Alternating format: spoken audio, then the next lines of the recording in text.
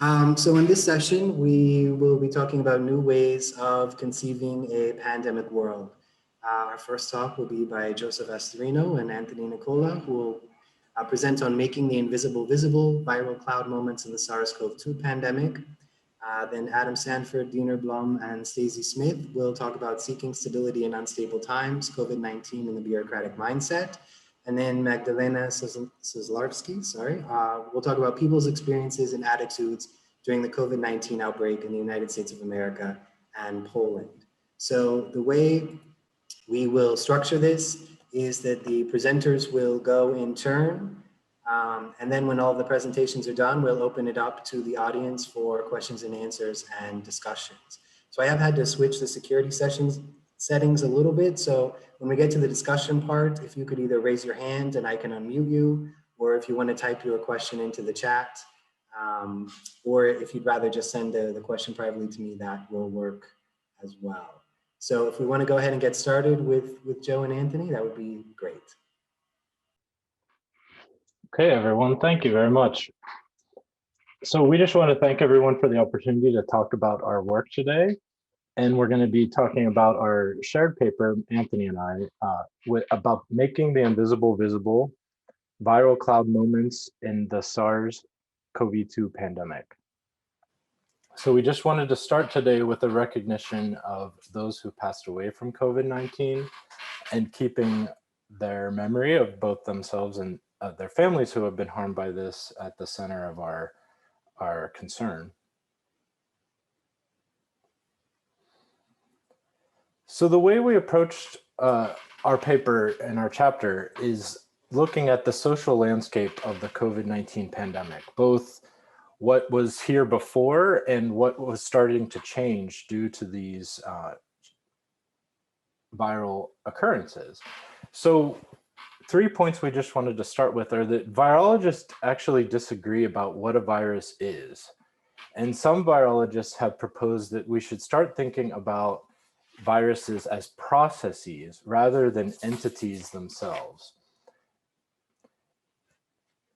The second item that we wanted to talk about is that there's a natural history of diseases, and there's quite a rich literature on the human microbe relationship, and that relationship has been studied throughout different periods of time. And some of the common metaphors for viral disease that we found in the literature were religious themes, war metaphors, imperial hunting actually in Africa, and ecological metaphors for understanding this relationship. And more broadly, we were trying to unpack the relationship of viruses in society at its broadest level. And we really started to see some literature and some essays written about how metaphors prevent us from seeing viral processes for themselves. And there was quite some interesting work on viruses as social change processes and case studies that looked at superhighways and HIV in Africa and global cities and their development and SARS in the 2003 epidemic or pandemic. And really the theoretical framework we wanted to start developing was that this idea that there's a distributed agency that becomes visible in the social changes occurring during a pandemic. And that distributed agency, which I'll talk about next with viral clouds, is really starting to unpack the way viruses have agency, as well as other species around them that start to form connections or links. And we can see that coalesce in what was called the emerging infectious disease worldview, which was new in the late 90s, but really is part of our pandemic preparedness worldview now. And the way we approach data collection in this and trying to make this doable, I guess, as a project for a short timeline, was that media really makes this agency tangible and recorded in terms of a pandemic event.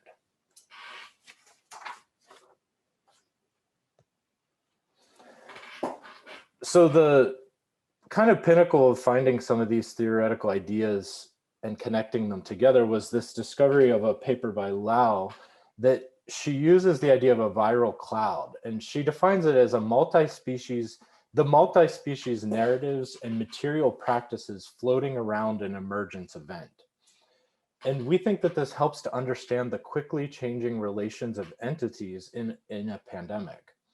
And it also offers a way to untangle the natural, cultural, and public health knots at the heart of emergence and outbreak events.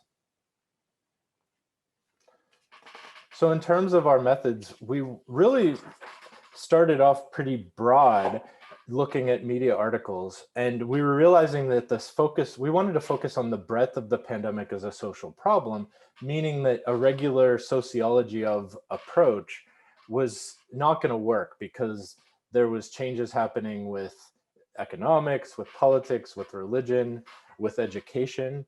And we were really trying to find how can we make sense of this social construction of the virus at its broadest level. We did go into the reading of the media articles with some sensitivity to those metaphors from previous literature, such as war and hunting, and the third one is escaping me, and religious ideas of pandemics. But we were fairly liberal in being open to inductive coding from seeing what the data would speak for itself. So we sampled from across the Ad Fontes media bias chart, 45 different sources of media, and that came to about 375 total articles, both from the beginning point of the first average day of the lockdown across the United States, and then again later in May, which we, a moment of hope was thinking was the reopening of society, but as I'll talk about with our last theme today, was kind of naive on our part because of the ongoing timeline of the pandemic. So today, and in the chapter, we present 3 cloudy moments in the pandemic. And the first one is really this idea of the splitting of nature and culture that happens in a pandemic, or in this pandemic. And that we propose that the SARS-CoV-2 virus is a process that disrupts and remakes relationships. The second moment we want to look at in terms of media articles was collective dissociation, moments of collective dissociation. And we see this as these disconnected links between our relationships means increased uncertainty. And this uncertainty comes from our relationship to nature and culture, and what degree of agency we have and these other natural agents and cultural agents have in a changing context. Kind of this making sense of what do these new relationships mean? And then finally, thinking about what's really the resolution. And I think we were a bit naive in the chapter, but I'll talk today about what is a way possibly forward. What is this sense of new relationships? Are we learning what they mean?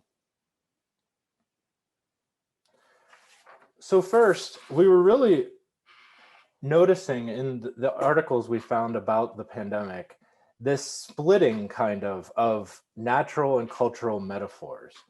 So we see here an article from early on. China had a bonfire in Hubei, but was stamping out sparks everywhere else. We've now got a bonfire in New York City and campfires almost everywhere else, and they're all still shooting out sparks.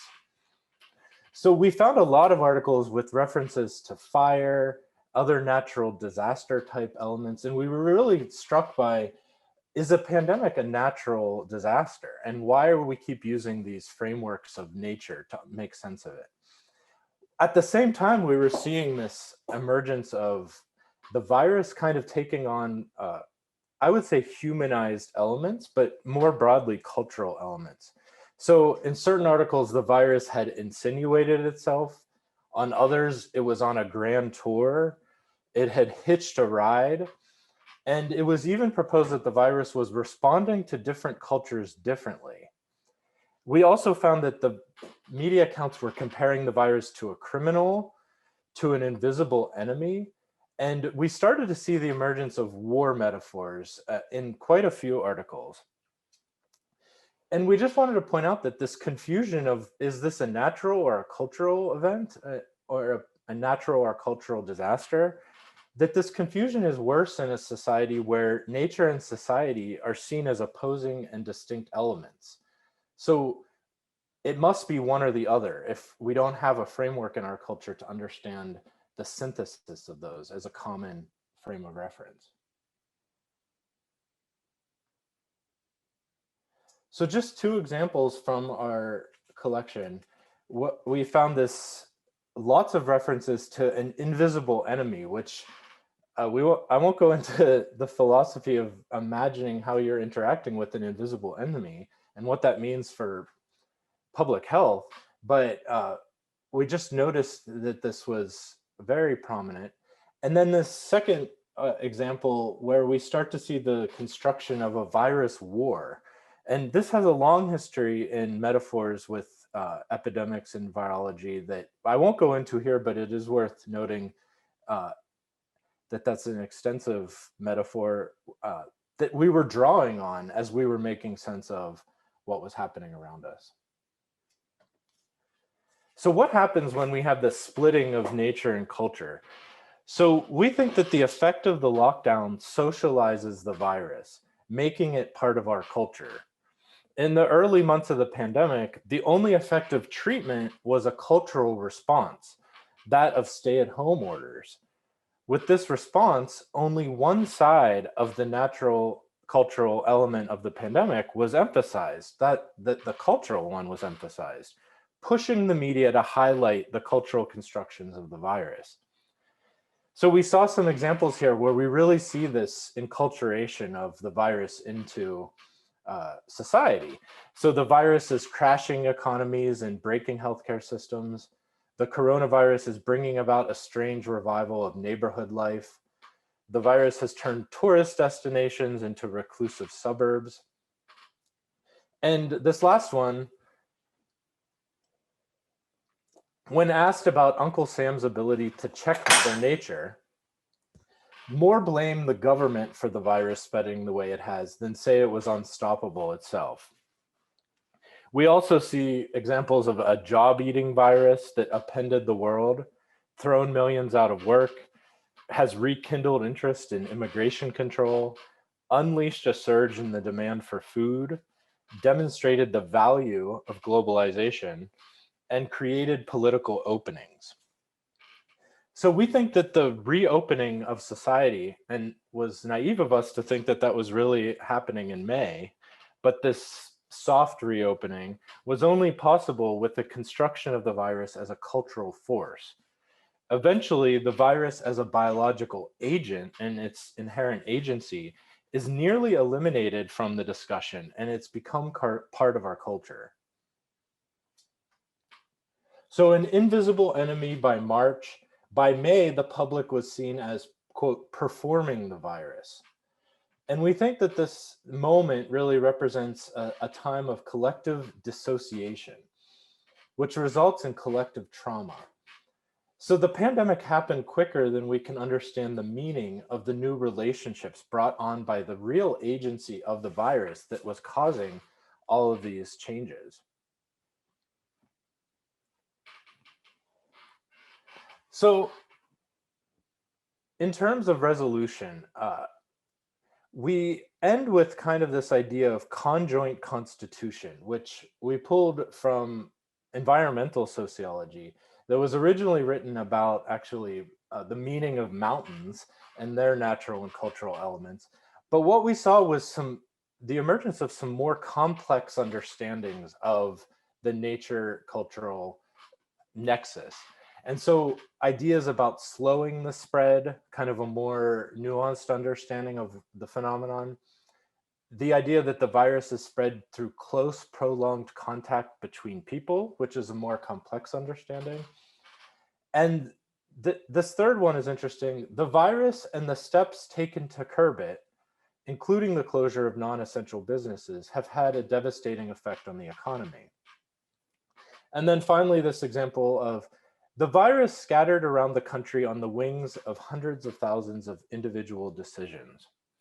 So this novel virus is really becoming part of culture, and these represent a search for meaning of these new relationships that we see in the social world. So in terms of conclusion, we just want to offer viral clouds as a conceptual tool to begin unraveling the pandemic. And a contribution from virologists, but also that may be useful for sociologists, is that a virus can be seen as a process that disrupts and remakes relationships. And that this crisis of new relations creates a collective trauma.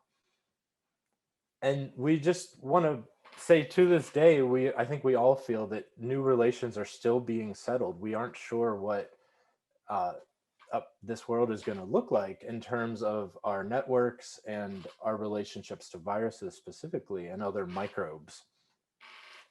And we think that healing from the past and pandemic planning for the future requires a conjoint analysis of social and natural dimensions of pandemics. And we were really excited when we saw the final chapters in the book, references to syndemics and calls for a deeper understanding of the nature and culture of pandemics. And we just hope that this provides a useful way forward. And some references if you're interested, but thank you very much, Michael, and thanks everyone for listening. And Anthony is on the call, so when we get to questions, if anyone has questions for either of us, feel free. So thanks again. Great, thank you, Joe. That was really interesting. I was saying in the last session that one of the things I'm most appreciating about this conference is the ability to see chapters I've read sort of come to life through presentations. I guess I just used a metaphor there to describe your chapter on metaphors. So I really enjoyed your chapter and your presentation. So thank you. And with that, now we will turn it over to Adam, Dinur, and Stacy. Good morning, everyone. I'm sorry. It's still morning where I am. It's very early morning where I am, so I'm not quite awake yet, but I'll do my best. All right. So this, I'm hoping, will not run too long. If I talk about examples, I will probably leave them for the Q&A.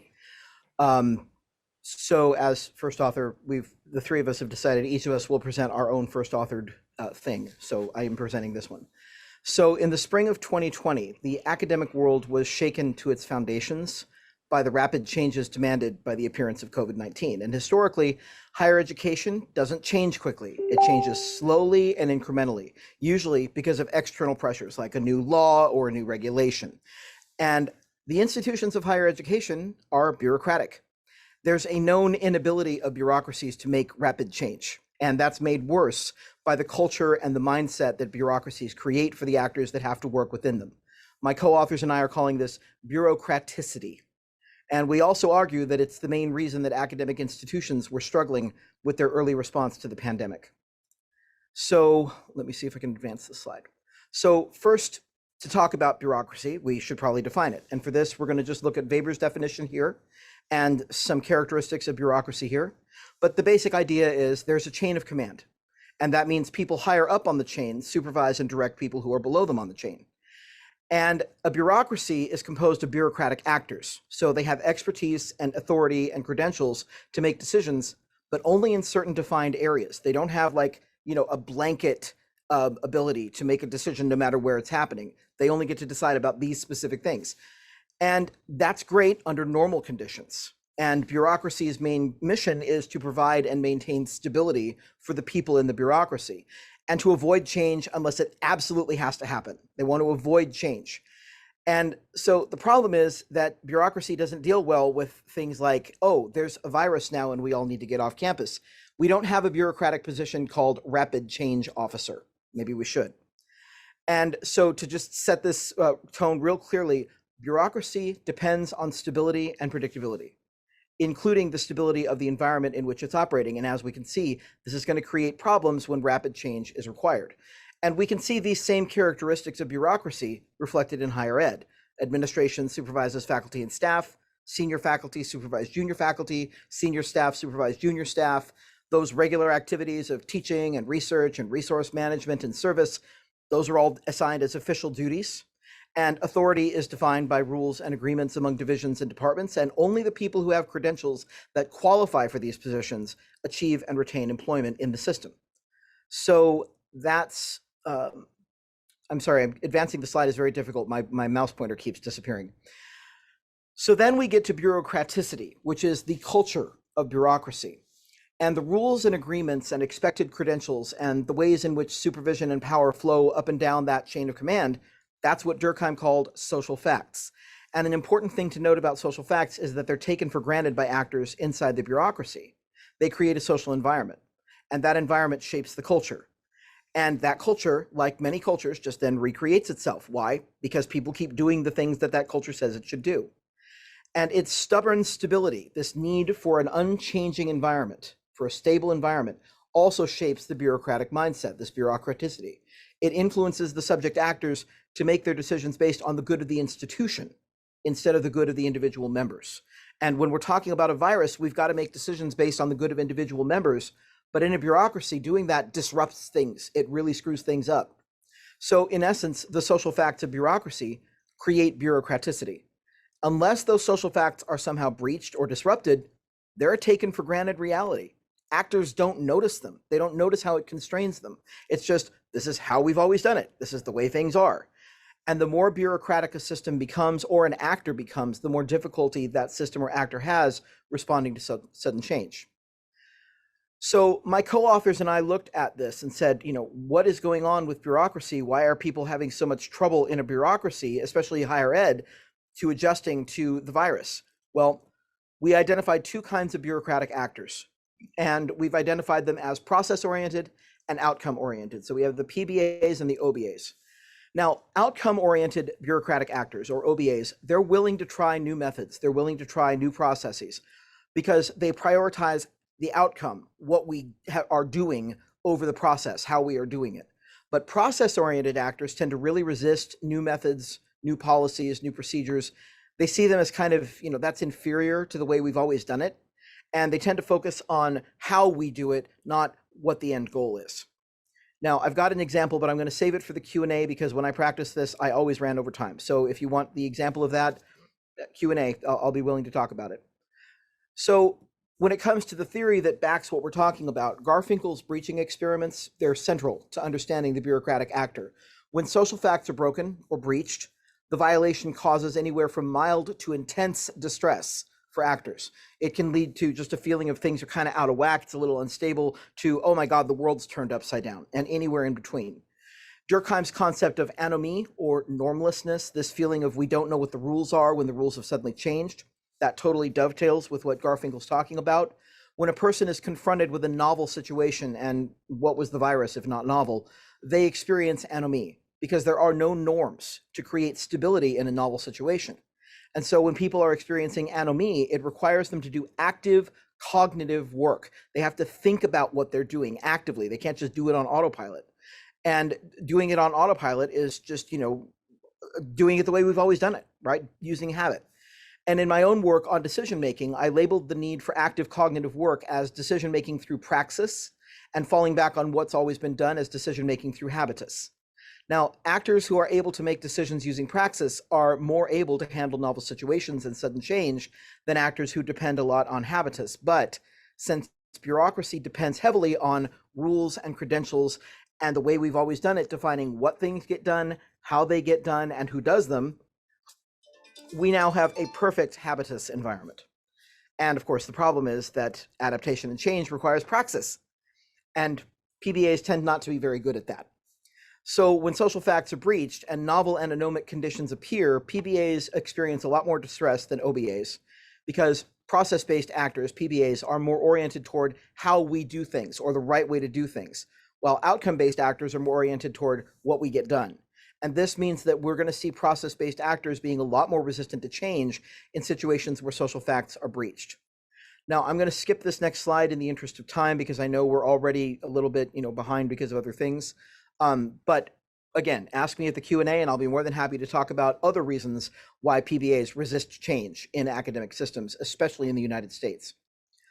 So Bureaucracy provides no tools for rapid change during abnormal circumstances. It's very inflexible, and it makes problem solving much more difficult when we have to make fast decisions. And another problem is that a lot of actors, especially process-based actors, continue to try to use the same tools that they've always used, even though those tools don't work anymore, and even though those tools might cause harm. So bureaucratic actors only have the authority to make decisions due to their certifications and credentials, but we don't have a rapid change officer credential. And those who are on the front lines of the rapid change don't have the institutional authority to make the changes needed to deal with it. So one of the main ways this struggle showed up in the first weeks of the move to remote instruction during March of 2020 was administrative requirements across many institutions to hold synchronous class meetings over video conferencing software, despite the inequity issues these meetings created and exposed. Although a lot of faculty agreed with this directive, others who had had more experience with online teaching objected, but they were overruled. And this attempt to kind of maintain business as usual in the face of the pandemic created more work and more stress and more difficulty for students, faculty, staff, and even administration. Trying to recreate the in-person classroom through video conferencing did not have the desired effect. Students just started tuning out and struggling a lot more than they would have in an in-person environment. And it also revealed serious inequities for the students, which my colleague Stacy Smith will be discussing in her presentation in our next session later today. So many process-oriented faculty who tend to be more embedded in bureaucraticity, they first tried to exert control over this situation by just flatly rejecting the changes that were required by the pandemic, basically just saying, we're not going to do it. And Stacy and Dinur and I all saw multiple examples of this in higher ed discussion groups created in response to the pandemic on Facebook. A lot of educators just said, I'm not going to move online. I'm still going to have my in-person classes. I refuse to change. And when they were told, you don't have a choice, get online, then they attempted to recreate the in-person environment online. And that created a lot of inequity problems and other problems for their students. And so then they doubled down in large part by defending rigor. And we got all of these results as shown here on this slide. You know, deadline rigidity, they increased student workloads. There was suddenly this huge concern about academic dishonesty and just overall a lack of flexibility. And at the same time, these same faculty rejected online teaching methods like recorded lectures and outcome-oriented due dates and so forth, despite the fact that the research shows these methods create better learning outcomes for students in an online or remote environment. So all of these responses to unavoidable change, it reveals a deep need that people may not even have been conscious of. I'm not saying this was intentional. It's just that this is how they felt. You know, they were responding as, I can't handle this change, because there was a deep need to maintain a semblance of normalcy, of business as usual. And it just didn't take the rapidly changing on-the-ground conditions into account. So due to the pandemic, the rapid shifting of which qualifications are important and which ones no longer matter, and again, we don't have a rapid change officer, that's created a situation where decision-making authority doesn't map anymore to the people who need to make those decisions. The ones who are on the ground, like teachers, right there in the classroom. They know what needs to be done, but they don't have the power to do it. While supervisors, administrators, they don't have all the information about what needs to be done, but they're the only ones who can make the decisions. And that's the fundamental flaw, is that bureaucraticity, this bureaucratic mindset, means we might need to wait 6 weeks for a decision, but we need it 6 minutes from now. And so this situation has also led to an increase in inequity for students, partly because it revealed just how much the students depend on, say, available computer labs and internet on campus so that they can complete their work, and partly because it placed a huge demand on faculty to learn and use new pedagogical methods immediately, not their tried and true, but now ineffective and often harmful teaching tools. And again, my colleague and co-author Stacy Smith will be discussing these inequities in our next session. The other thing is that bureaucraticity's stubborn stability, that need for everything to remain the same, it really impedes institutional adaptation. I mean, it's impossible to adapt to a new situation that changes the environment if the system depends on the environment never changing. So to finish up what needs to change, bureaucraticity creates a number of blockades to rapid change. The first one is bureaucratic rules, which require getting permissions through a chain of command that might take days, weeks, or even months to produce an answer. That causes our institutions to be unable to adapt quickly, even though they need to. The second thing is the rule-reliant, hyper-legalistic culture of bureaucracy leads to an over-reliance on process, because process means follow the rules and things will work. That only works in an unchanging environment, and the pandemic has shown us we can never guarantee that. The third issue is the lack of trust between process-based and outcome-based actors makes it really difficult to propose new processes or to work around ones that are not working. And part of the problem is that process-based actors have been losing decision-making power to outcome-based actors in other non-pandemic areas in institutions of higher ed in the United States, at least since the 1990s. So we're looking at 30 years of, you folks are refusing to allow us to make decisions, even though they take longer. Well, we need decisions now. So we're going to take that power away from you. You're not going to get to make those decisions anymore. And that's a real problem, because that basically creates this culture of mistrust. And finally, and I got to go into this in a little more detail, stubborn stability, which is the dependence on an unchanging environment. It is so ingrained into the bureaucratic way of doing things that flexibility is seen as weakness. So instead, rigidity or holding firmly to how we've always done it is actually seen as defending the institution, to the point that trying to insert any flexibility into bureaucratic processes to accommodate problems of new information and changing environments, that's treated as hostile to the institution. And so that new information is either ignored completely, which leads to all the problems we've been talking about, or you fight against it, which is kind of hopeless. You can't reason with a virus. You can't argue with a virus. You can't say, go away and don't bother us and let us continue the way we've always done. It's not going to work. So unfortunately, this current pandemic has demonstrated that this rigidity, this inflexibility, is bureaucraticity's fundamental flaw. In the words of our colleague, George Ritzer, who published in the volumes as well, the system becomes so rational that it is in fact irrational. So what do we do about this? So this is the last slide, I promise. Burns in 2020 suggested several ways in which institutions might move toward a reduction in bureaucracy. And the first thing is that universities have to realign themselves with their core purpose. A lot of the issues that have been caused by bureaucraticity, not just with the virus, but even before that, trace back to a loss of connection with that core purpose: to produce knowledge, to educate students, to create productive, critical thinking citizens. These are the big ones.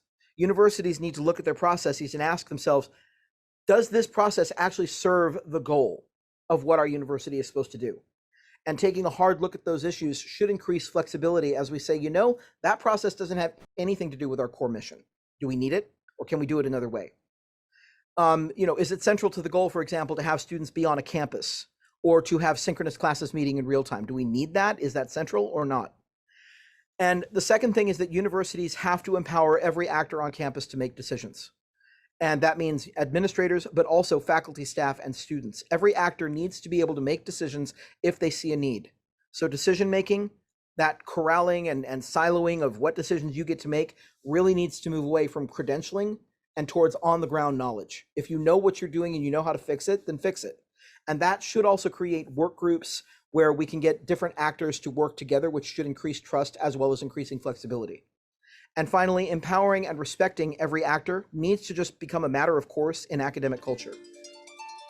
And again, that'll establish trust as well as a sense of working together instead of against one another. So this will also make huge strides towards solving that lack of trust issue. So in conclusion, academic bureaucracies must find ways to make themselves less bureaucratic and more flexible while still providing some stability and dependability to their actors. They've got to develop methods of coping with rapid and unavoidable change, because this is a weakness that has always been present in academic bureaucracies, and it may doom them if we don't fix it.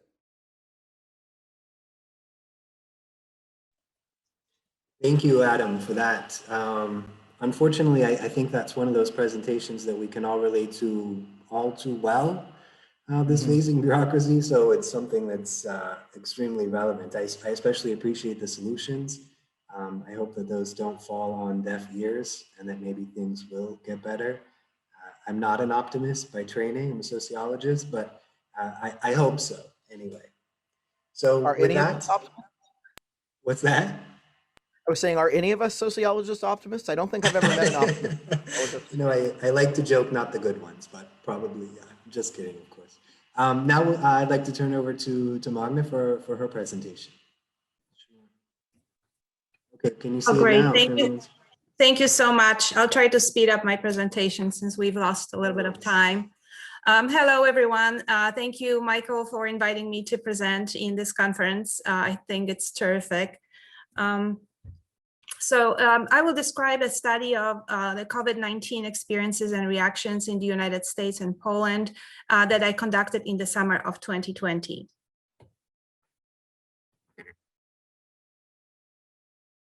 Could you advance the slide for me, please? Sorry.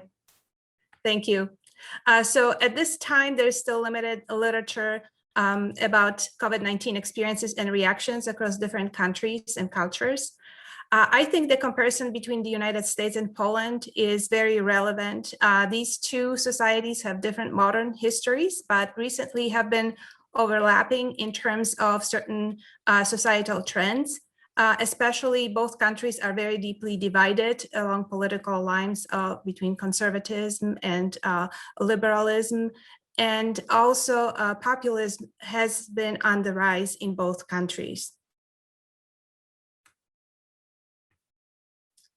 In fact, Poland, that has been now considered a democratic country from beginning with 1989 revolutions in Eastern Europe, currently has been backsliding in terms of democracy, and some experts believe that it's no longer full democracy. But as you can see on this slide, the red line shows it's backslided and it's considered now a semi-consolidated democracy. So now in terms of the COVID-19 trends in the United States and Poland, I'm going to focus for a moment on the first months of the pandemic and indicate where some differences in responses have been. In March of 2020, Poland moved very quickly to introduce a national ban on gatherings, introduce schools closings, mobilize the national healthcare system. Very quickly, mobility was limited, and by March 24th, there was a national stay-at-home order. In the meantime, the same month, in the United States, when cases were already beginning to surge, the country focused on travel bans, suspension of national sports, developing CDC guidance regarding the pandemic, and some states began closing schools. And only later in the month, some states began stay-at-home orders. So as you can see, Poland moved quicker to introduce pandemic measures, and the US lagged behind. Next one. So here in this graph, you can see the cases of COVID-19 in the United States and Poland, with the US cases obviously surging very high in March, and Polish cases remaining low through July, the time of the study. Here is a graph showing the deaths, and it's the same trend, a huge gap between the United States and Poland in COVID-19 deaths between March and July of 2020. So considering the sociocultural trends in both societies, as well as different trajectories of COVID-19, I was interested to examine how people's experiences during the pandemic would differ between the United States and Poland, and generally, what factors would shape people's experiences during the pandemic. So I developed a conceptual framework based on the current literature, looking at the associations between the country context, beliefs and attitudes such as political ideologies, religious beliefs, trust in science, and COVID-19 attitudes, experiences, and impacts. And also I considered the associations between socioeconomic and other sociodemographic factors and COVID-19 attitudes, experiences, and impacts, also on the based on the emerging literature about existence of these associations. So in the summer of 2020, I conducted a cross-sectional online survey of adults in the United States and Poland, and I was able to collect data on 538 individuals. I used a structured questionnaire in English and in Polish that included COVID-19 measures borrowed from public health toolboxes. These measures included assessments of perceived COVID-19 threat, perceptions of federal and national government responses to the pandemic, and COVID-19 experiences and impacts. I also assessed political ideology, religiosity, and trust in science, as according to the conceptual framework, these factors are associated with pandemic experiences, behaviors, and impacts. So looking at the sample turned out to be the majority of females and college educated. There were some differences between the US and Poland subsamples in age and some other sociodemographic factors. In terms of the distribution of ideological factors, what was interesting was to see that more people in Poland than in the United States considered themselves moderate politically, and we had more individuals in the US who consider themselves conservatives. There were no differences in religiosity or trust in science between the two countries. The trust in science was quite high in this sample. Over 80% individuals expressed their trust in science as high. Now, comparing the scores on perceived threat of COVID-19 and on the restrictions and experiences, two differences stand out. So the perceived threat of COVID-19 was higher in the United States and Poland than in Poland during the time of the study. What was interesting also was that in the perceptions on in terms of the support for actual or potential government actions against COVID-19, in terms of punishing violations, there was higher support for punishing violators in Poland than in the United States. Further, however, when looking at the reaction to limiting freedoms based on the COVID-19 restrictions, we actually see more people in Poland than in the United States being more upset about limiting freedoms, which may have to do something with Poland having a history of limiting freedoms and people these days not dealing very well with that. Also, in terms of access to resources, the access was lower in the United States and Poland. And then in terms of psychological distress, the distress was higher among respondents in the United States than in Poland.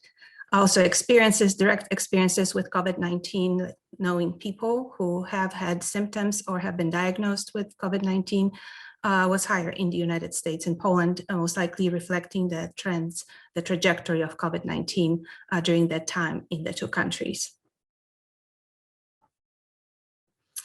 So in the multivariable analysis, I looked at the associations between a country of residence, political ideology, and a host of socioeconomic and sociodemographic factors. And so the country difference remained strong, with the perceived threat of COVID-19 being less in Poland than in the United States, even after controlling all of the 40 other factors. Also, political ideology was a significant factor throughout, especially there was a difference between conservatives and liberals. Conservatives perceived the threat of COVID-19 as less than liberals. And finally, women were more likely to perceive threat COVID-19 as high, and while those who had low trust in science had less of the perceived threat of COVID-19.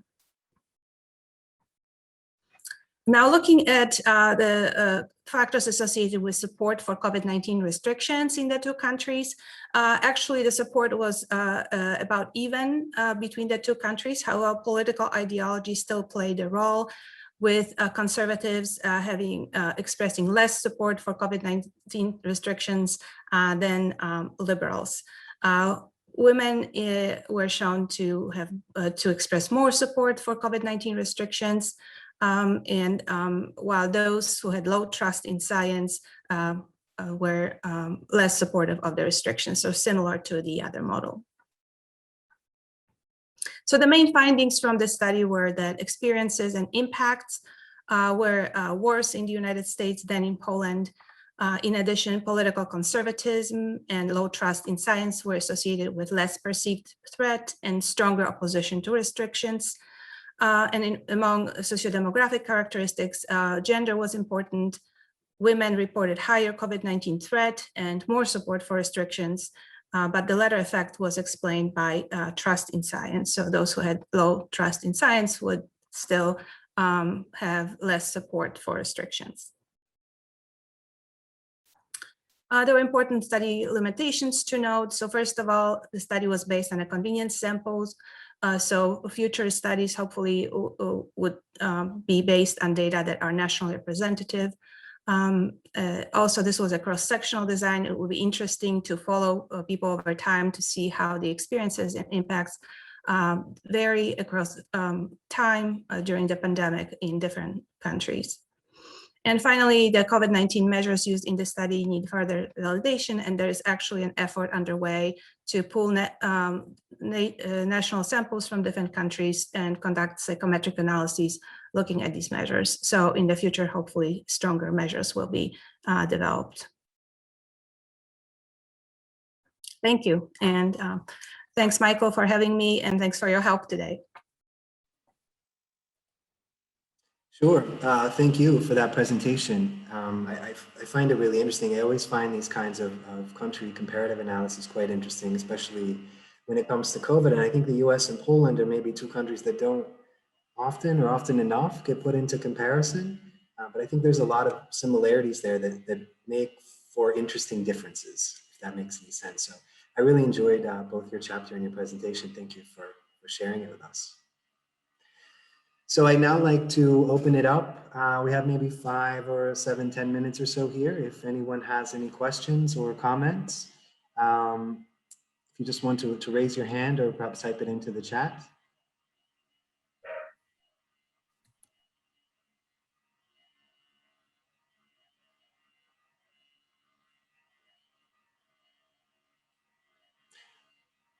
Or I'm happy to kick it off with one for all of the authors. It's kind of the same one I asked in the last session, but I think it's an important one. So all of your work was completed, you know, I've lost track of the months, I think like most of us, maybe 8 months ago or something. Do you think anything has really changed since then? Adam, I really want you to say yes, but you're probably the most likely to say no, I'm afraid, with bureaucracy. But do you think anything has really changed in the last 8 months based on what you found before? I can only speak to my own institution, but I have seen changes on my campus as faculty have realized, and I also want to make a quick distinction. When we say OBAs, you know, outcome-based folks and process-based folks, not all faculty are process-based and not all administrators are outcome-based. You know, that is a typical, you know, the administrators are coming in and they're changing everything and they're screwing everything up. And that's not necessarily the case. There may be process-based administrators who want to keep the tenure system the same way it's always been for continuity, where outcome-based administrators say, you know, maybe we could measure tenure differently because of the pandemic, just possibly, you know, like pausing tenure clocks and things like that. And there are certainly outcome-based faculty, which is one of the reasons probably why I was so frustrated with these folks in the discussion boards. But even today, like just this morning, Dinur and Stacy and I all saw a post in one of these boards saying, how can I make my students turn on their screens? Completely ignoring the inequity issues, completely ignoring the fact that, you know, your students may not have access to the internet. Maybe you should, you know, back off. But we keep seeing this over and over and over again. People saying, how do I force my students to come to synchronous classes? How do I make them come? You know, we had one person a few days ago, wasn't it, Dinur, Stacy, where he was saying, how do I make my students attend from their dining table instead of from their bedroom? It's like, that might be the only private space they have, right? But we have this way of the way things should be.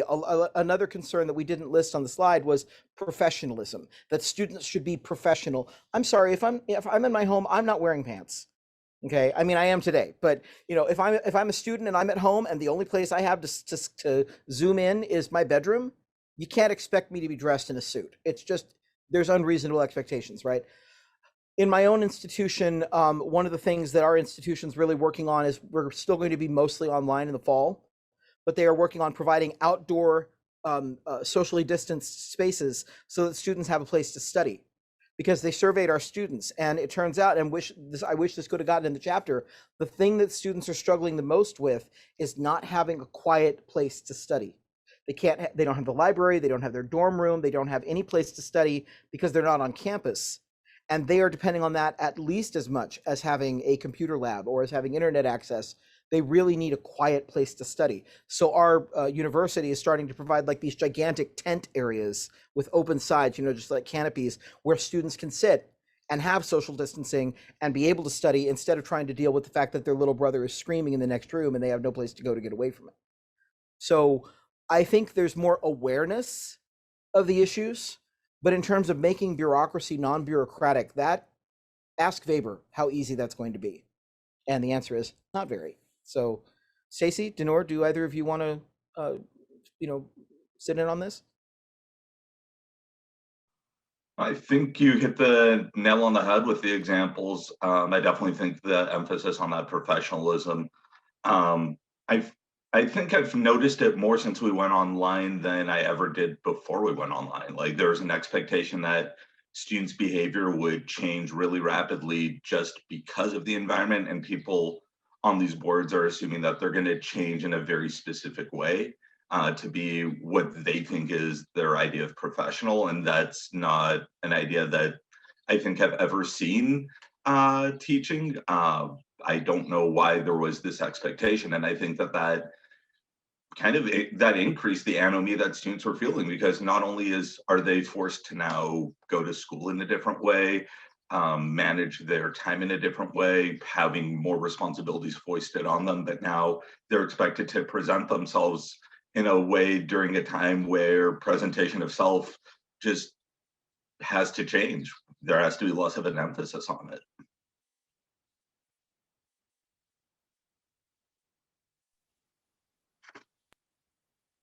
Yeah, and I remember, speaking of the presentation of self, Dinur, there was one person who posted to that group who said, a student lit up a cigarette when they were in my class. Should I be telling them they can't smoke in my class? It's like they're not in your classroom, they're in their bedroom. You don't get to tell them they can't smoke at home. Well, but they're at school. Yes, but they're still at home. So sorry, you cannot impose that anymore. Well, they wouldn't do it on campus, and then actually it was smoking a bowl. They were actually having pot, and someone commented, if they need to smoke pot to get through your class, you need to think about how you're doing your class. Sometimes I need to smoke pot to get through my own classes, so I don't hold any. No, not actually. I work in Kazakhstan where that's illegal, so that's not happening. Just for the recorded record there, but yeah, good points. Joe, Anthony, Magda, did you have responses? And then Jim, we definitely want to get to your question. I want to interject. We do have a question from Dr. Meeker. Yeah. Do you want to go ahead there, Dr. Meeker? Jim is fine. The only reason it says doctor is because I use Zoom to teach my students, just so they know who's like, supposedly in charge and stuff like that. My question was for Magda. I wanted to get her opinion because, she's empirically studied something that I was like theoretically writing about. And one of the things that I don't have evidence for, but I'm convinced of, but I'd like to get your opinion is, do you imagine the reaction 30 or 40 years ago to quarantine measures would have been as vociferous and, that there would have been as much resistance compared to today? Do you think it would have been about the same? Because I think that 30 or 40 years ago, it would have been more acceptable. Yes, I think so. It's because of the force, right? So I think similar to some other communist countries these days, like even China, right? You can impose restrictions and you can expect that the majority of the society will follow them. And also you can having a centralized government and policies that helps to enforce the restrictions. And so, yes, I think the response would be different among the Poles, 40 years ago versus today, and especially in terms of, Poles having so fiercely fighting for democracy and freedoms. Today, they expect to have them, and so that's why there is so much opposition currently to the to the government that is populist and conservative, and introducing many restrictions that Poles actually didn't have for 20, 30, 40 years after the 1989 revolutions. So it was interesting to see that people are not so comfortable with restrictions, even though the majority supports them for health purposes. Thank you. Thank you. Yeah, interesting. Thank you for the question. Yeah. Thank you for the question. Joe, Anthony, did you have anything you wanted to add in before we head to a break here? I don't want to cut you guys. I was just going to say that in terms of things that have changed since, just at the beginning when we were collecting information from the media articles, the politics of the masks and the anti-measures were just starting to take off. So we were realizing that, but I'd say definitely through the end of the summer, if we went back into, the Wayback Machine and looked at articles, we would probably see new themes emerging and more, political divergences. But it was just, the very beginnings of that. So it was a little bit, but I think it's worth looking into. Well, there is the COVID-19 pandemic series, so you're always welcome to write more. Little pitch there on the side. Okay, well, that was a really interesting session. Thank you, everyone, for joining us. Thank you, presenters, for your great presentations. We're going to take about a 10-minute break now, and then we will come back for our third session of the day on education in the pandemic. So I hope to see you all then.